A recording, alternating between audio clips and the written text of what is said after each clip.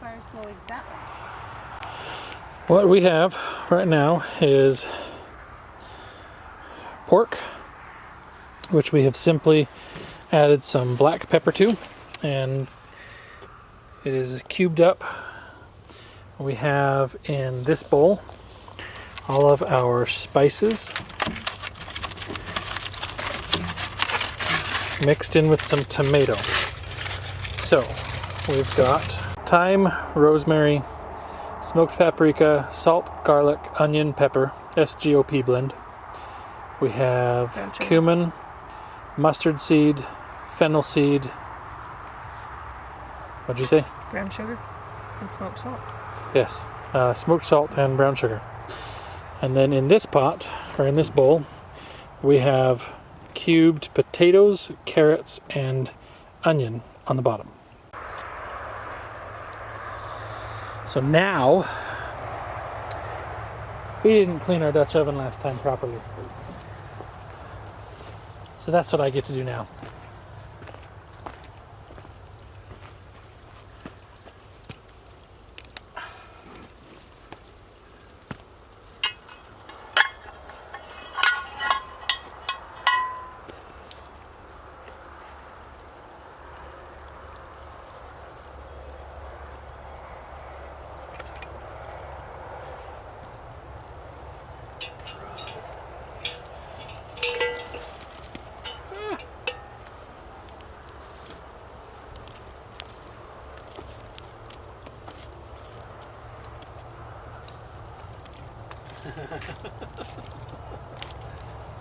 Well, it was a good fire.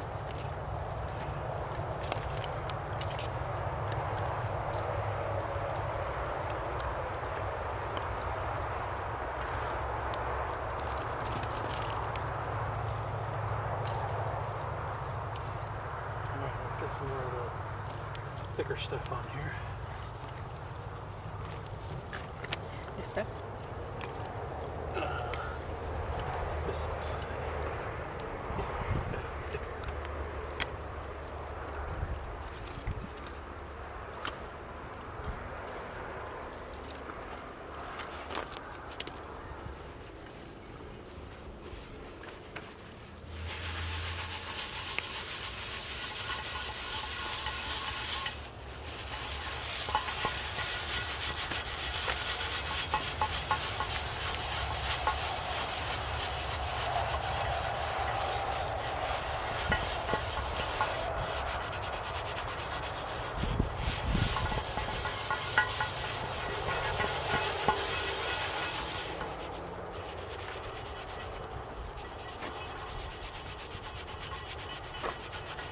Will you go grab some oil? Or go grab that oil, since all the oil out here is rancid and...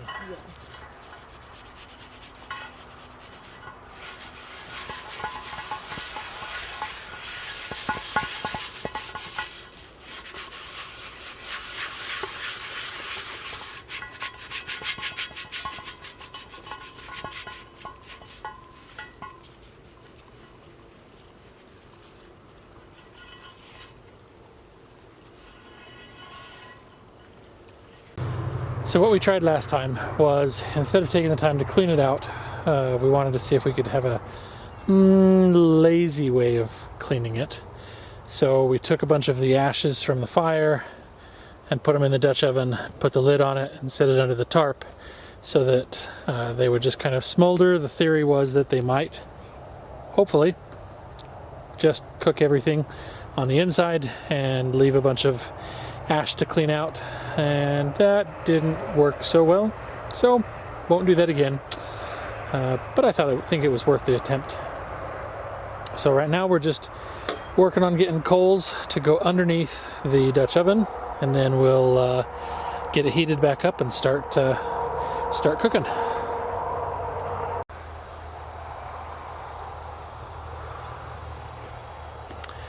Okay, so now we've got some coals under there, we've got some branches to keep the fire going. I think it's time to get cooking.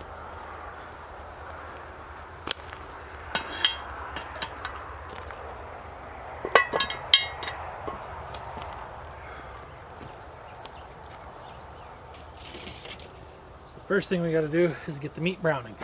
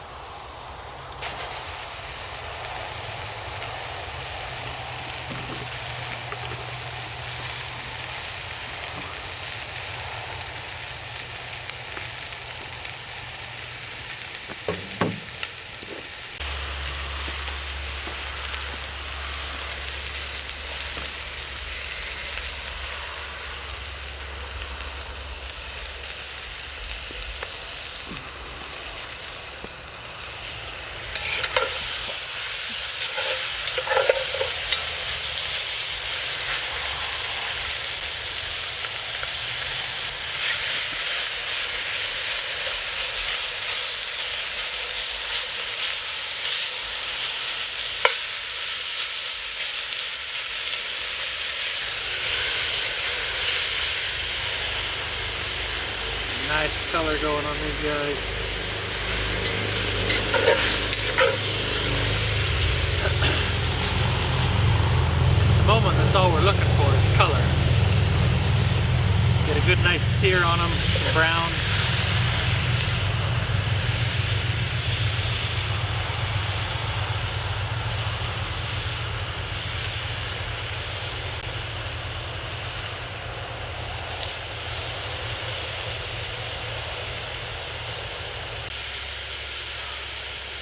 Now, admittedly, if I wanted to have done this with a little less worry about browning, I'd have done it in 2 or 3 batches. But I didn't want to bring out an extra dish to put the cooked meat into while I put raw meat into the pot. So, I'll just keep stirring, keeping a close eye on it.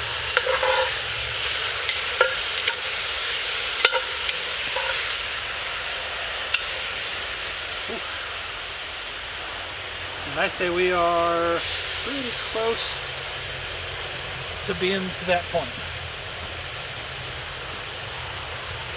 So,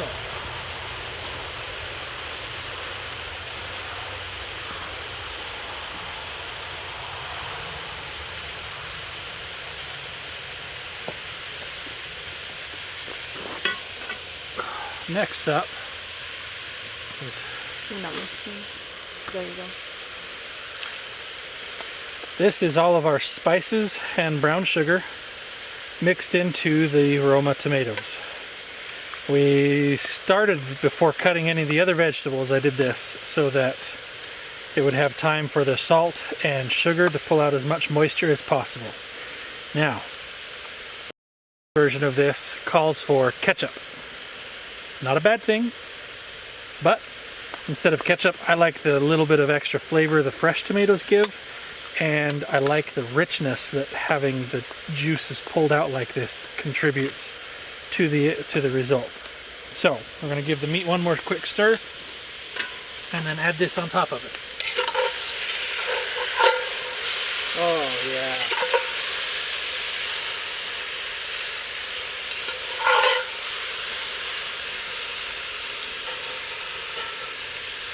Look at that. Get in focus. Beauty.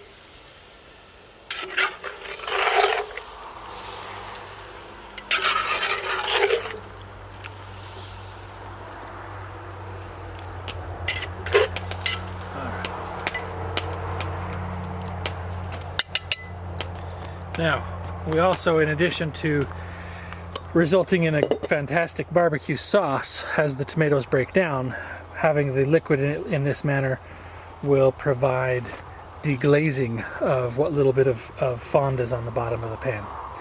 So that way it'll ensure that all of that flavor is mixed in and none of it gets burnt. Yep.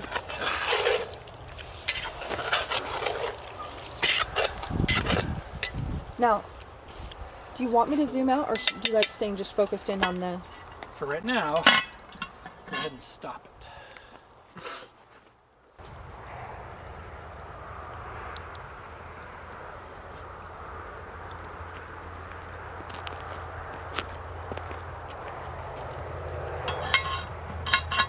Apparently one of my sticks wasn't dry enough. So we got a lot of smoke going on. I don't think it's recording. It is.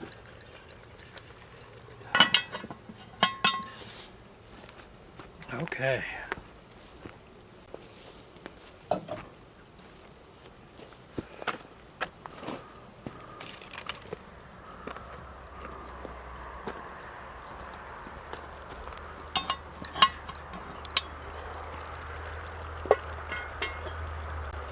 I think it's time to add the veggies.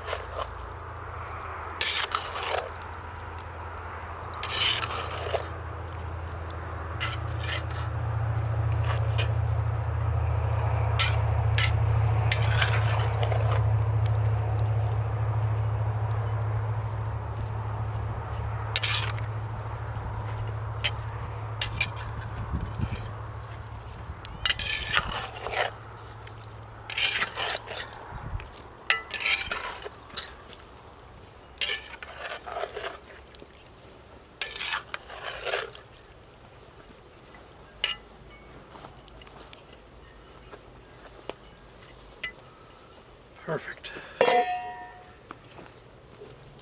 Oh my gosh. Oh. That smell is just amazing. So now we just keep some coals under there. Keep it going, stir it every 5 or 10 minutes, and we just let it go. And this is a long, slow braising method, so we just keep everything running smooth. We'll keep checking on it every time. We'll record every time we check on it, but no point watching a black pot sit there with fire around it. It's kind of boring. However,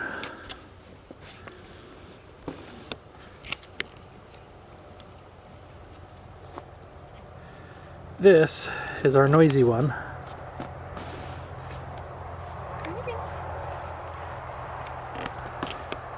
Who has apparently decided that my chair is her chair. She's our indoor kitty that wants to be an outdoor kitty, and we are excited once we get into our forest to just let her be an outdoor kitty. But for now, the neighbors have dogs, and we just don't want her wandering around their property, so we keep her on a leash. That's actually a harness that I made, because we had one, a store-bought harness we bought a long time ago, and we thought we lost it somehow, and it got mixed into the wrong bag, wrong place. So I ended up making one because we needed a harness for her. I'll we'll maybe do a blog entry about that and link the YouTube videos I used to learn how to do the cobra braiding with paracord. It's a pretty cool process, makes a pretty cool braid. But anyway, so that's where we're at for now, and we'll just keep coming back to right there.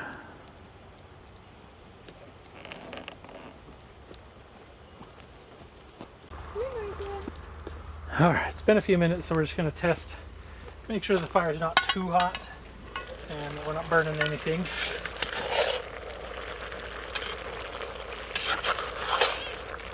Oh, beautiful. The smell is just divine.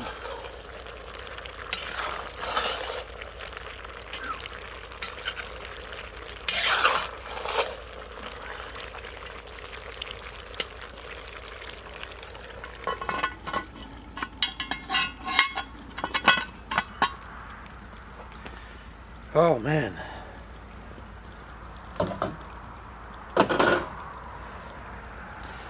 This recipe is one of my all-time favorite Dutch oven recipes.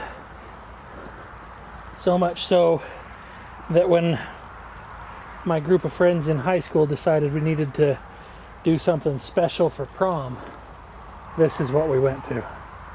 So all the rest of our friends had spaghetti, or those who could afford it went out, to dinner, but nah. My friends, even back in high school, knew I was a good cook, and they wanted me to cook something, so spare ribs it was. The girls weren't too happy. They didn't like the idea that they had to go home after dinner to change.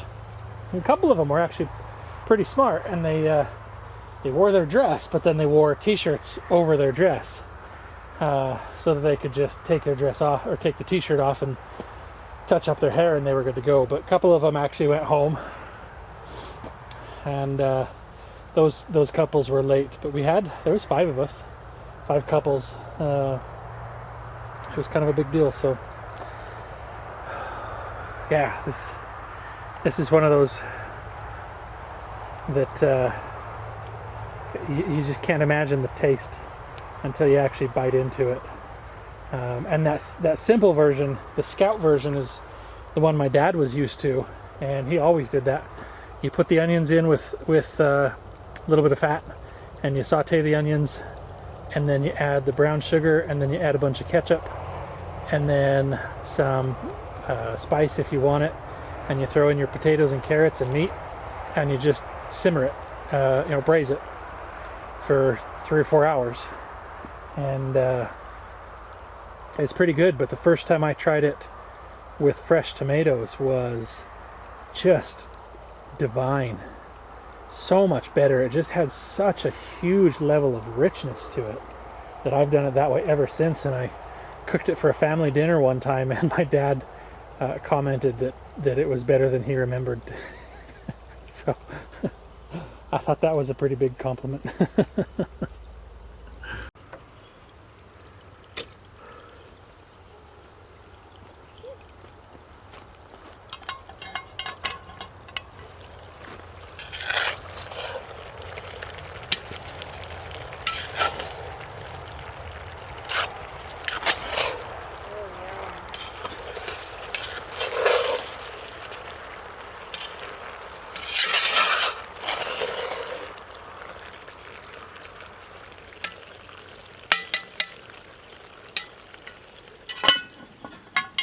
The potatoes are starting to crumble.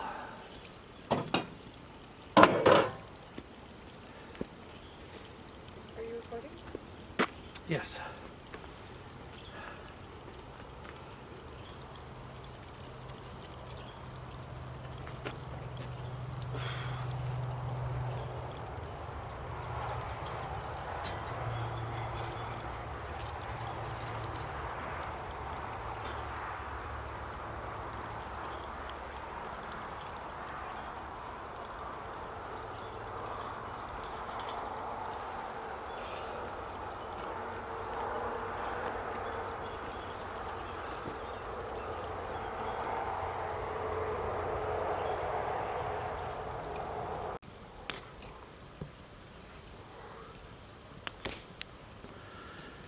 Alright, so we pulled it out to let it sit and coast for a few minutes. Got some fire going to get rid of some of the little bit of termite-ridden wood as we worked on our wood pile while we cooked. But it should be done now. So let's take a peek and see.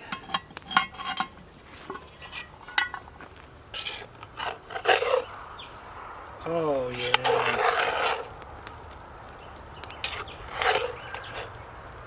Smells amazing.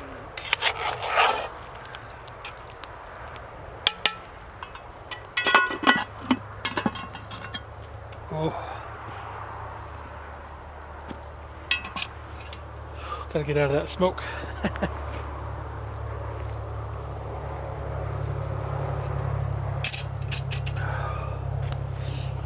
The tomato juice is all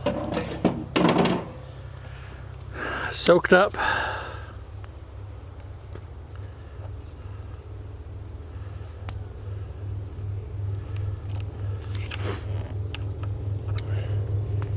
And turned into a nice thick barbecue sauce. I don't think we need to dirty that spoon. Pull that dish out.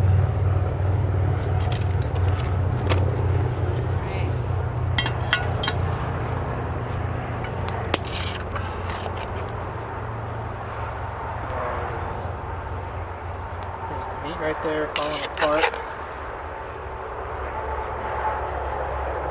Too much? I'll eat it. It looks amazing.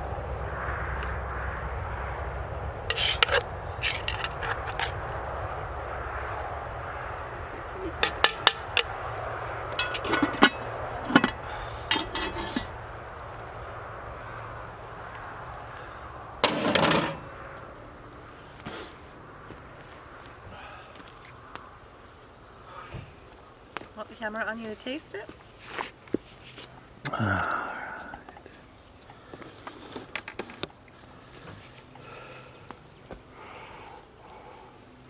Look at that. Carrots are perfect. Potatoes are just a little overdone. They're definitely baked potato.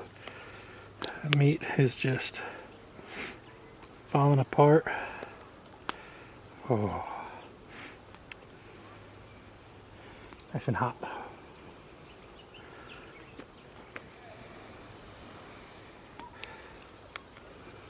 Ooh, super hot. Delicious. Oh.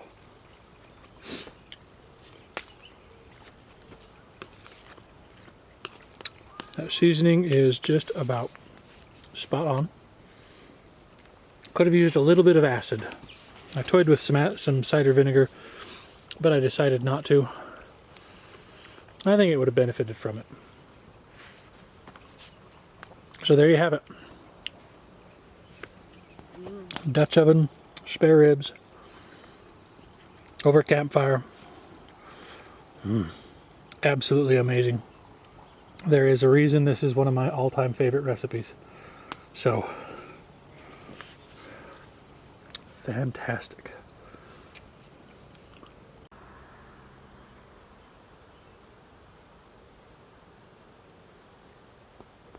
Okay, so spare ribs are basically